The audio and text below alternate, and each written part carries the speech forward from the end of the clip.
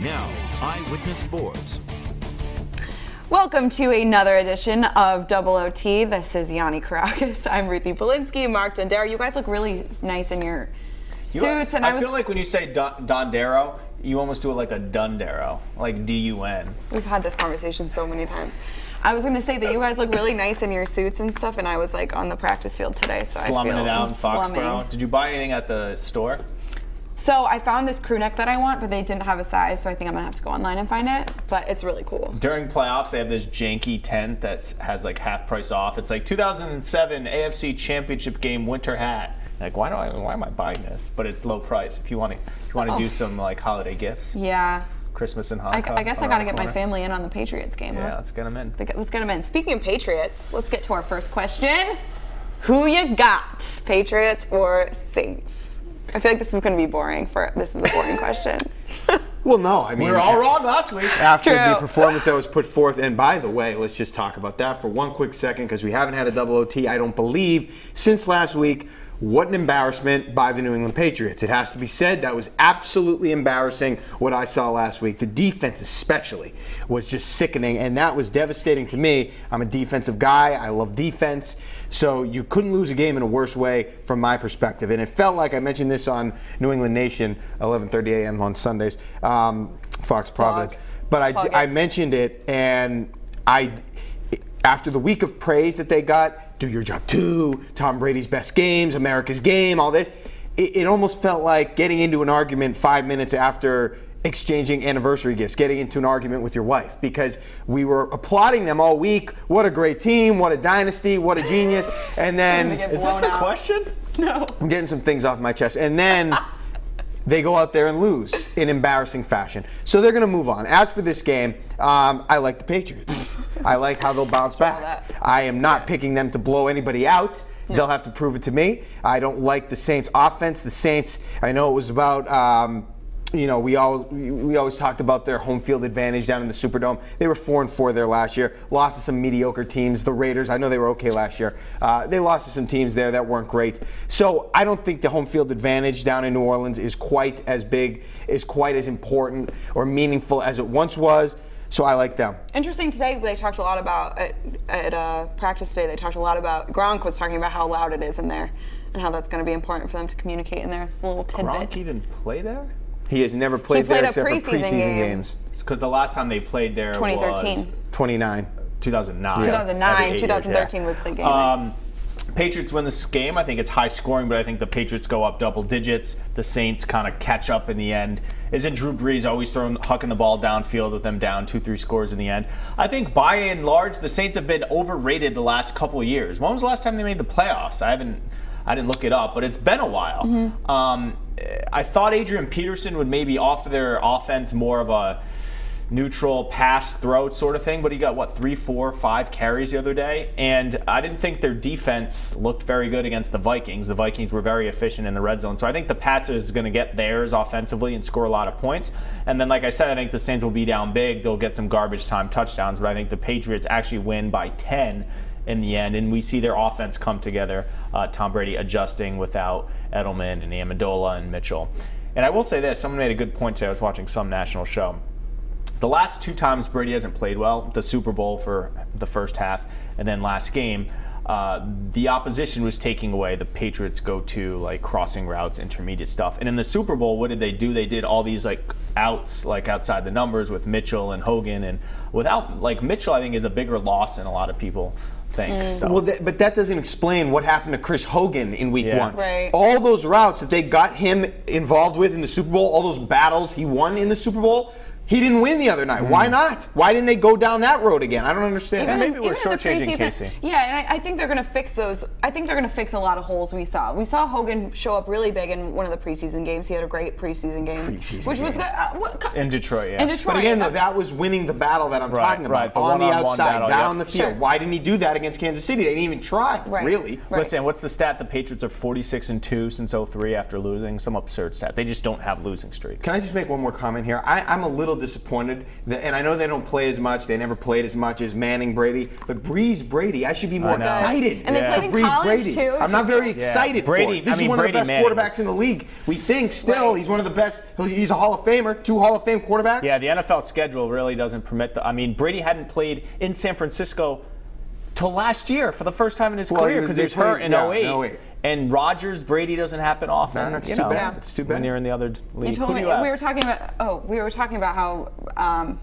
Brady barely plays at Lambeau. It's just weird. Yeah. It's weird. Well, I have the Patriots. I knew we were all going to pick that. I think they're going to fix a lot of the holes that they saw offensively and defensively, but I think so are the Saints. They're going to look better. They're going to look better than they looked week 1, and so I think you have to be careful. I'm interested to see. We're saying wish Brandon Cooks did more things, wish Hogan did more things. I think Adrian Peterson's probably going to do more things. I think they're going to find some offensive ways to score points. I think it'll be close. I think it'll be a touchdown. But let Peterson beat you, right? I'd rather him beat me than Brees. Yeah, they're probably going to play a nickel defense, dime the whole game. 30-28. They got killed by the same. I know we're going back, but same head coach, same quarterback. They got killed in 09. They barely won. Probably shouldn't have won in 2013 in Foxborough. And I had this. I don't think it's a blowout for New England Nation on Sunday. They were when the Saints beat them in 09. They became 11-0 at that point. They ended up beating the Colts in the Super Bowl. I forgot how good that 09 Saints team. We're going to get to the Colts in a second, but we need to go to our next question because we're running deep. that was half the show. Half the show. I had some stuff to say. Just me and Tom. Scoot over, down there. Okay, scoot over. All right, we're good. Are we going to touch knees again? There goes Yanni. It's all right. This is an incredible looking man, Brady or Brees. Incredible situation. That's awesome. All right, what would happen? You can see these fine gentlemen. What would happen if these guys, what if they switch teams? This is a great question. It's a great question, but I wish you would have phrased it differently. What if? So they were a year apart, right? Brady was a year ahead of him in Big Ten, Michigan, and Purdue. Yeah. All right. Brady wins 3 Super Bowls in New Orleans. Brees wins 3 in New England. So Brees does better with Belichick. Brady does worse without Belichick and with a worse defense. Sean Payton's a good coach, though, very creative offensively. So I think Brady has some of those gaudy stats. If you look over the last however many 10 years, it's pretty much Brady, Brees, Rodgers, and Manning at the top of the yards and touchdowns. So I think they both still have those gaudy numbers. Brees wins at least 3 Super Bowls with the Patriots. Does he not? Go ahead. No, you go ahead. I just feel like there is some magic associated with Brady and Belichick and the organization, and it just all kind of fit together well. Right. I don't know if Brady would have emerged in the NFL had it not been with the Patriots the way he has here. It's fair, maybe not to the extent. You have to remember, 01, 02, and into 03, Brady was a very average game manager type quarterback. Average. He didn't start having crazy numbers till a few years into his career. It's just my take. This is such an interesting question, but a difficult one to answer. I think that Brees would have won 2 Super Bowls with the Patriots. I think Brady would have won 1. And I have no idea. I like that. My question is, how would the Patriots offense have adapted to having Drew Brees? For the majority of Tom Brady's tenure, even dating back 01, 03, he didn't really go down the field all that much. Right. Welker, Brown, Edelman. Drew Brees is a down the field kind of guy. Sure. All the guys that he had in New Orleans, Cooks, Colston, Devery Henderson, all these guys that they would go down the field and make big plays with.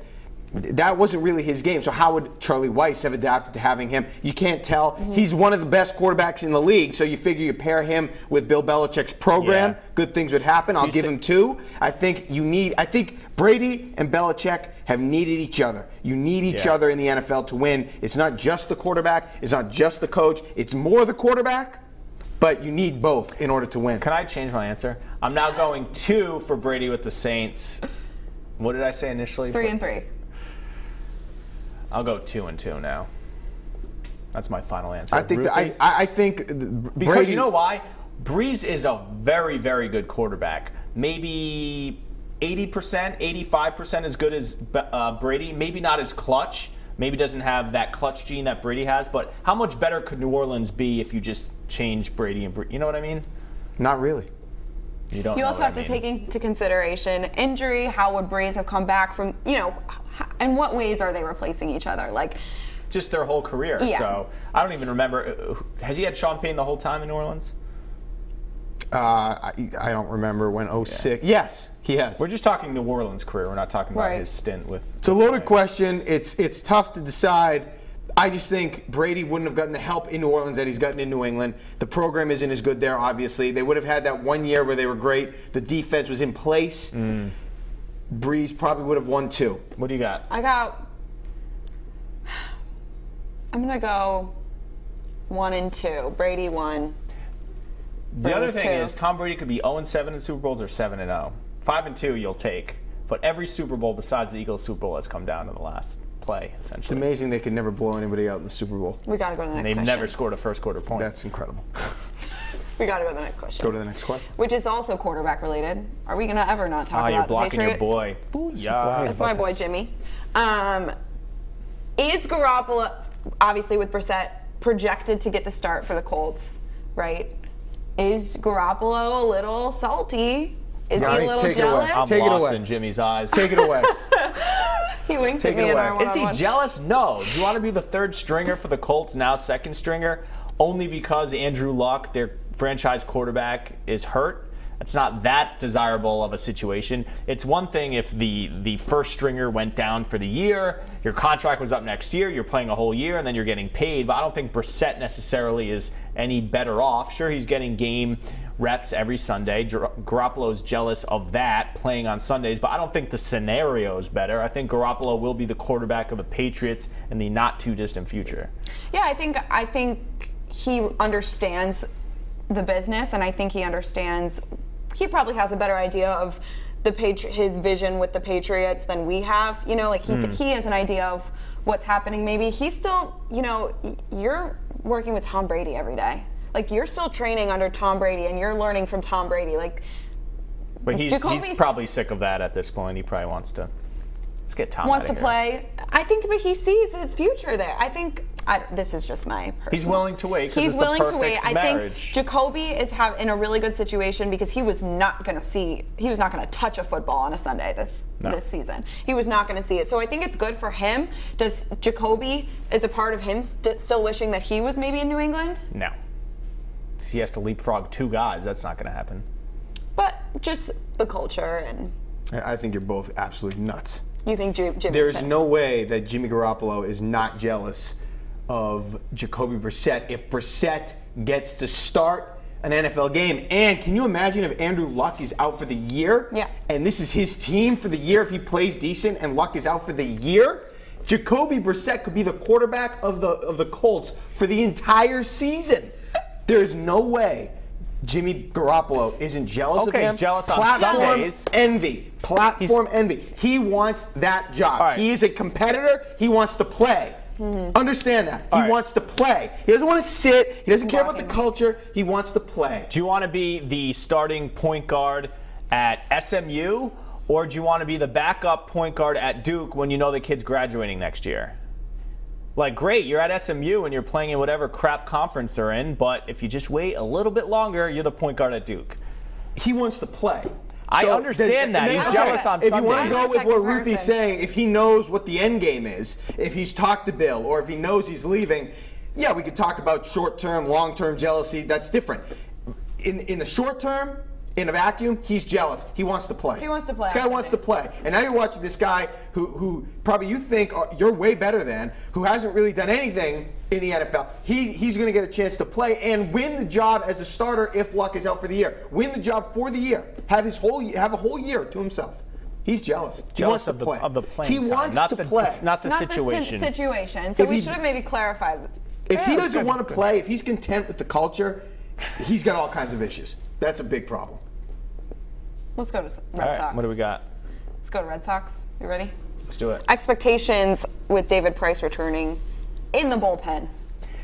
I think the guy's a putz, You hate so I it don't so really have much. many expectations. Mark would be happy if he never stepped on a But as baseball far field listen, again. I think they could use some efficient pitching from another man. if he goes into the bullpen. You called your son a man today, by the way. He's a boy. He's a little man. This man approves of grocery shopping. I said embraces Check out the grocery shopping, Instagram. for crying out loud. Back to He was really happy in the grocery store. Yes, he's a happy boy. Okay. David Price, I think, could be well served in the bullpen. He has been terrible in the postseason. 0 in the postseason. If I was 0 for 8, 0 and 8, something like that. So he's been terrible in the postseason. So he's been hurt. So why don't you put him in the bullpen? See if he could contribute that way, and then hey, something happens, and maybe he starts a game, or they call on him to start a game, and you never know. Maybe he can lower expectations for himself by going to the bullpen, and then if he does get a chance to just contribute in a positive way in the postseason, great, or even start a game, maybe because the expectations have been lowered, he'll be more effective. I like the move. Hopefully he stays there. They could use a bona fide number 2. I'm not sure with the injuries and the postseason history, he'll be able to be that, but give it a try in the bullpen and see what happens. Why not? It's a win-win for both camps. The Red Sox can use the arm in the bullpen. Less pressure on Price, as you noted. He hasn't been very good as a starter. And I don't think there's a lot of expectation, right? You throw him in a game, I'm not expecting him to close the door. If he does, great. If he doesn't, Price has kind of been toast all year. So I think it's upside. Maybe he can regain the trust of Boston and New England. He's taken a lot of heat, and most of it deservedly so. So I think it's a win-win. And you know how the bullpen guys work. Like, remember Pedro came in one of the Indian series. Like, if someone gets roughed up or gets hurt, and let's say Pomeranz, he's delicate. He gets pulled in the third, and then he gives you 5 shutout innings. He's a hero, right? Comes in, you didn't know he was going to pitch. And if his stuff is good, then you got to put this guy in an underdog kind of situation. Like you said, he comes in and saves the day. Nobody expected him. And then that's maybe he gets a start if they go to the ALCS. Maybe he's all of a sudden, in a 5-game series, you really only need 3 starters. In a 7, you really need 4. So maybe he gets that, game 4 start. What do you think? I'm with you both. I think it's a good move. They need the help. They need all the help they can get at this point with, the competition in the AL right now, right? So stiff. Slightly. So I think that'll be good. I think he needs to shape up as a person because surprisingly so, when he left the team, they kind of started winning. And I don't think that's issues on the field. I think that's issues off the field, and I'm just going to go ahead and say it. He's had a bad year off the field. Off the field. Yeah. The question is, does he, he has the player option, but his stock isn't very high. Does he opt out? Is he going to get $30 million on the open market, or does he have to put his tail between his legs and come back to Boston? I was hoping he'd be included in the Kyrie Irving trade. Okay, good. All right, kind of an interesting situation at Fenway Park last night with a banner being hung down off the Green Monster. Reading, I want to make sure my words are right. It said, "Racism is as American as baseball." What were your guys' reactions to that? I'm starting. Here we go. Yeah. I guess I was surprised to see it at first, but on second thought, I'm not surprised because what's more of a public venue than a game with 30,000 people inside of it, but however many thousands on air, and then obviously social media. So I think these folks made their point. I don't think a baseball game is probably the right spot to portray your political or social beliefs, but they got their message out, so they did what they intended to do.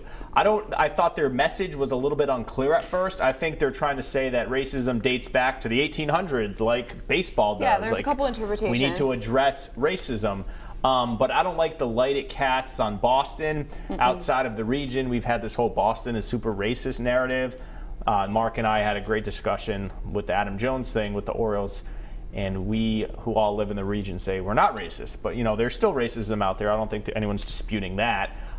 So sort of disappointing. You watch baseball, you go to games to escape from all the political and social stuff that you see on social media, and so it was something, obviously, the team didn't really talk about a ton, but they addressed it. They escorted them out. Because you can't hang things off the Green Monster. I mean, that was their argument. Mark, you want to touch on that? First thing is I was confused initially. I didn't know exactly what they were trying to say. I was trying to tweet something. I figured this was something that I should chime in on. I wanted to chime, but I didn't know exactly what they were trying to portray. So I didn't say anything. Ultimately, when I figured out that they were trying to say they were speaking out against racism. Right. I'm always for that. Yeah, there are a I'm couple always for that. interpretations There's some to it. Black Lives Matter fraction in the group. Yeah, I'm always for speaking out against racism. Right. So I was for that. Right. But then there was a video posted later. Didn't like how, and I don't want to go after the group, didn't like how, I mean, I'll be honest with you, the video looked like a terrorist video. The explanation that they had, he was covered up in all these things. Didn't like that. Didn't like the look of that. I didn't see but that. the message is what's most important, I guess. So we'll talk about the message. What I thought of was this group is trying to create awareness for white people to realize that racism still exists like it did way back then. Fair. I am not racist at all. And racism pisses me off. I hate it. It's awful. Terrible, and I don't understand how somebody could be racist. That's me. But what this did was open my eyes to say, well, just because I'm not racist, what more could I do? What don't I know? What am I unaware of? So that is something that I guess they made me think about. Yeah, I'm not racist, but what more can I do? How can I help the cause? Is just not being racist enough? Probably not, based on where we're at right now.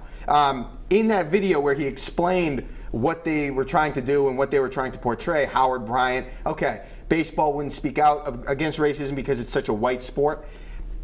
That's one take. Listen, in the video he talked about canceling baseball, getting rid of baseball. You lost me there. That was ridiculous. Baseball, I'll admit, 20 years ago, 25 years ago, there probably were more African Americans. Oh, the stats prove that. Of course. 100%. But that's not a racist. That's more of like a societal thing. It's a societal thing. It's a cultural thing, right? Hip Hip hop culture lends itself more to basketball and football. That's the way it is. In baseball, I don't know if it's the jerseys or the look or whatever. Slow. It's slow. It's just they've tried. RBI is reviving baseball in inner cities. Major League Baseball has funded that project, and hey, we'll see. Football in Massachusetts is down 10% as far as rosters go, high school rosters. High school. Maybe more people get into baseball. If you want to make some money, if you're an up and coming athlete, in my opinion, if you have options, if you're what's the guy's name from Notre Dame, Jeff Samardzija, one of those. If you pick football, you're an idiot because of the way the money is paid out in baseball. I mean, you so much guaranteed money in baseball. I think baseball does have work to do. I'd like to think that it's on its way back. There are some African American stars in the game today, and the game obviously would be better if more African Americans, more black people played.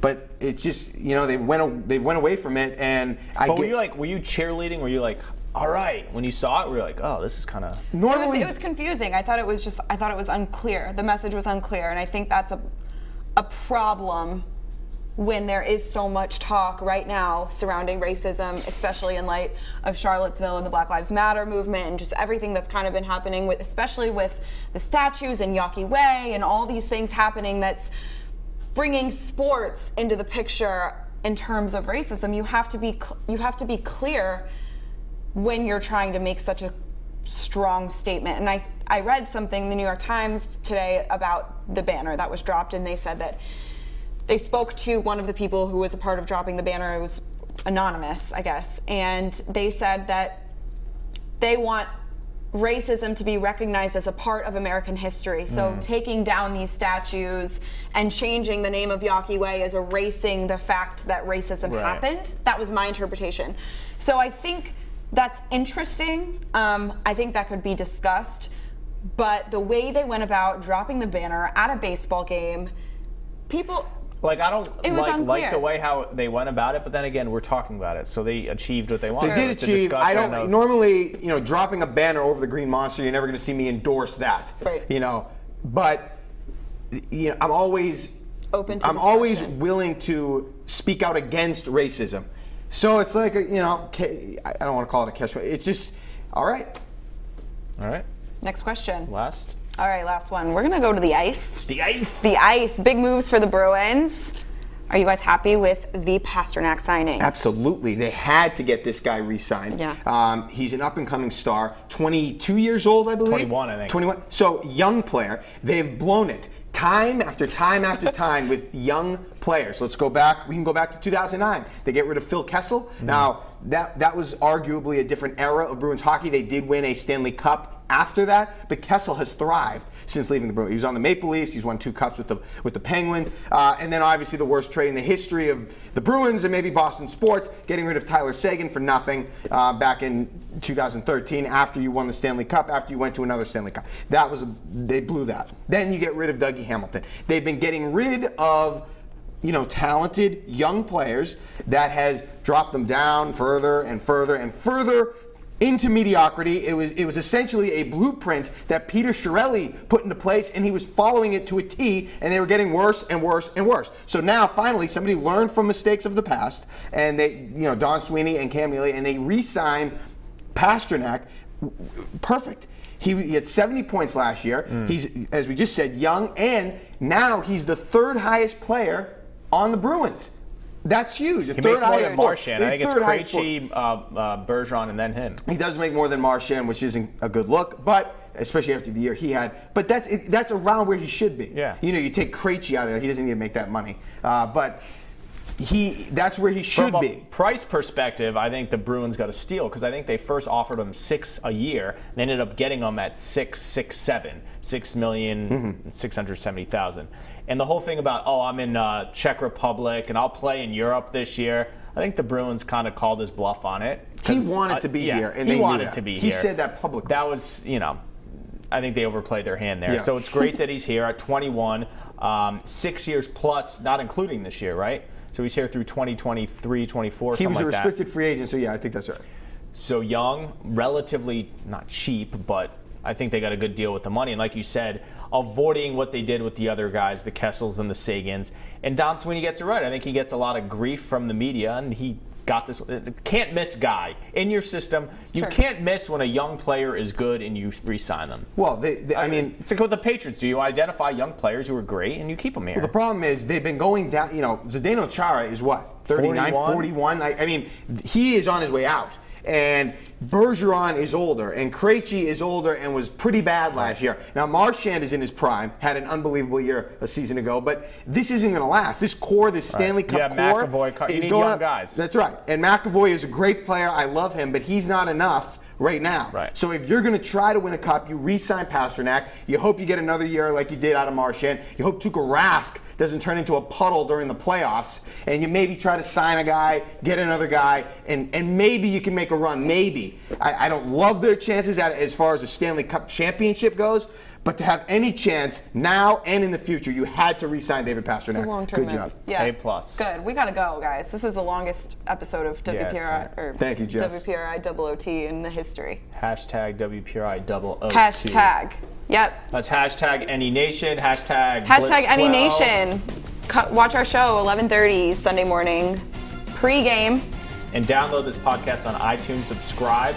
And you can catch the full episode of this edition of WOT on our website, WPRI.com. For Yanni Karakis, I'm Ruthie Polinsky, Mark Dondero. Dondi. Dondi. We'll see you guys the next time.